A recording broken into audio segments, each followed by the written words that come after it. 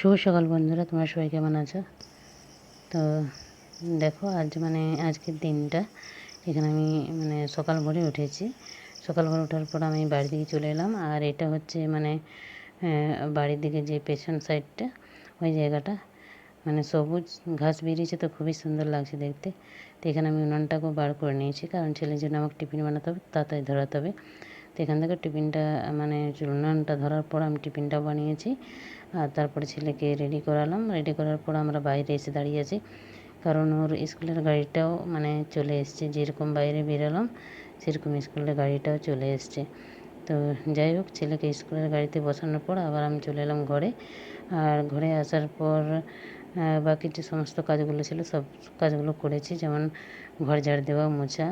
তো এগুলো আমার হয়ে গেছে। তো এখন আমি আরেকবার পাস্তাটা বানাচ্ছি, কারণ হচ্ছে আজ আমি রুটি বানাবার সময়টা পাইনি। তো তাই জন্য আমি পাস্তাটা বানাচ্ছি। আর এই পাস্তাটা বানাচ্ছি তোমার দাদাভাইয়ের জন্য, কারণ এখনই ডিউটি থেকে চলে এসছে। আর যদি রুটিটা বানাতাম তাহলে কিন্তু আমাকে এখানে দুপুরের খাবারটা অনেকটাই দেরি হয়ে যাবে। তাই জন্য আমি এখানে পাস্তাটাই বানিয়ে দিচ্ছি। তো এখান থেকে পাস্তাটা বানা হয়ে গেছে, আর এখন আমি প্লেট করে দিয়ে দেবো খেতে।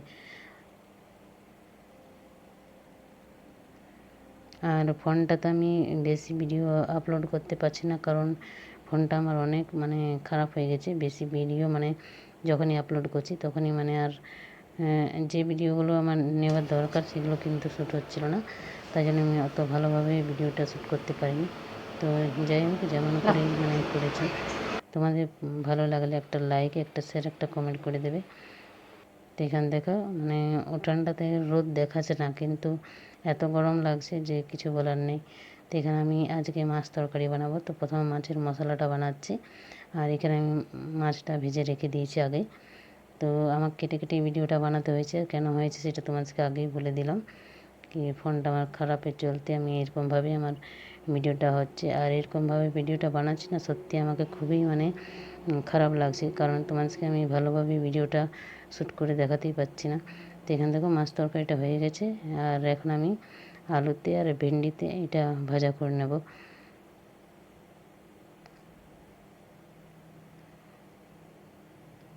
তো যাই হোক, আমাদের রান্নাবান্না হয়ে গেছে আর খাওয়া দাওয়া হয়ে গেছে। তো এখান থেকে কতগুলো এঁঠো হয়ে গেছে। তো এগুলো সব আমি কুয়াশালে নিয়ে যাব। তারপরে এগুলো সবগুলো আমাকে ধুতে হবে, কারণ তাড়াতাড়ি যত কাজগুলো করে নেবো না, অতটা আমারই ভালো। কারণটা হচ্ছে তোমার দাদাভাইয়ের নাইট ডিউটি চলছে।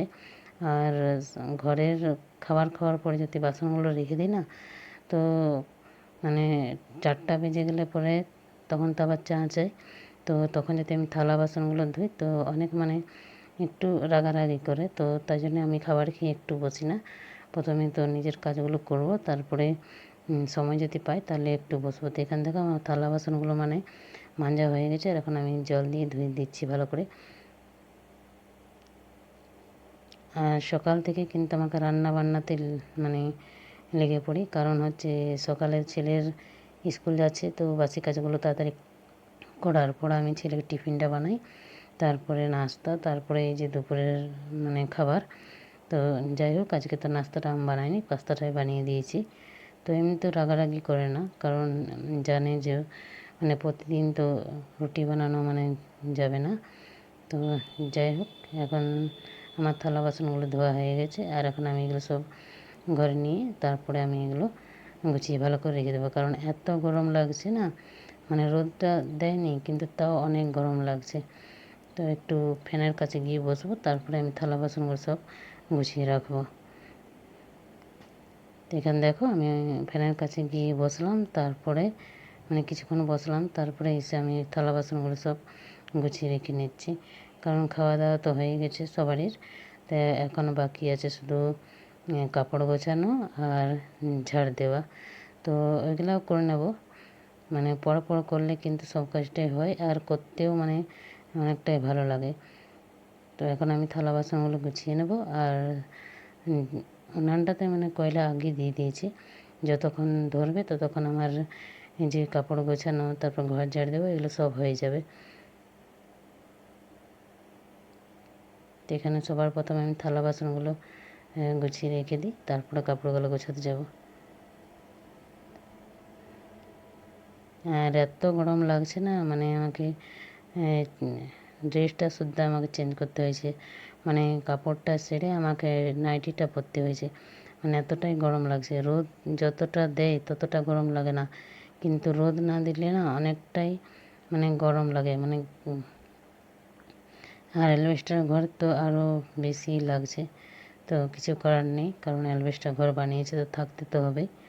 তো এখান থেকে থালা বাসনগুলো আমার গোছা হয়ে গেছে, আর এখন আমি চলে এলাম কাপড়গুলো গোছাতে।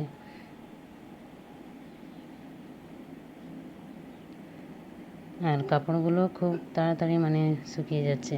তো কাপড়গুলো আমি আগেই উঠিয়ে রেখেছিলাম, মানে রান্না করছি আর কাপড়গুলো একটা করে করে গুছিয়ে মানে উঠিয়ে উঠিয়ে আনছি। তো যাই হোক, এখন আমি কাপড়গুলো সব গুছিয়ে রেখে দেবো, তারপরে ঘরটা আর উঠানটা ঝাড় দিয়ে দেবো।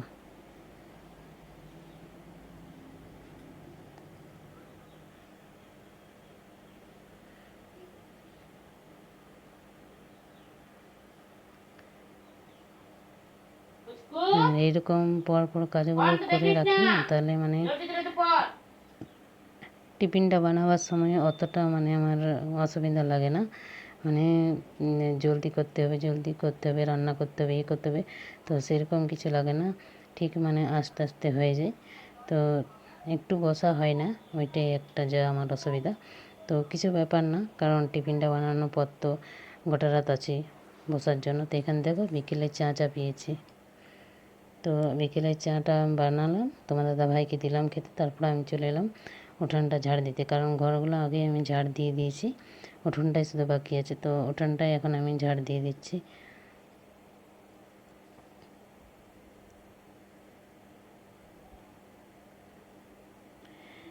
আর আমাদের মানে সকাল বেলাতে সবাই উনানটা ধরায়, তো তারপর দুপুরে রান্না বান্না হয়ে যায়, তো আর কেউ মানে উনানে কয়লা দিয়ে রাখি না, কারণ এই যে আর একবার ধরাতে হবে। হ্যালো বন্ধুরা, ভিডিওটা আমি এখানে শেষ করছি। আর শেষ করার আগে আপনাদের কাছে অনুরোধ, ভিডিও আমার ভালো লাগলে একটা লাইক, একটা শেয়ার, একটা কমেন্ট করে দেবে। আর ভিডিও আমি একদিন পর পর দিতে পারছি, কারণ আমার ফোনটা না অনেকটাই মানে খারাপ হয়ে গেছে। তো কখনো ভিডিও শ্যুট করছি, তো কখনো মানে শ্যুট হচ্ছে না, কখনো আপলোড করছি, তো কখনো আপলোডও মানে হচ্ছে না। তাই জন্য আমার একদিন পর পর ভিডিওটা দেওয়া হচ্ছে। তো তার জন্য তোমাদের কাছে আমি ক্ষমা চেয়ে নিচ্ছি। আর ভিডিও ভালো লাগলে একটা লাইক করে দেবে।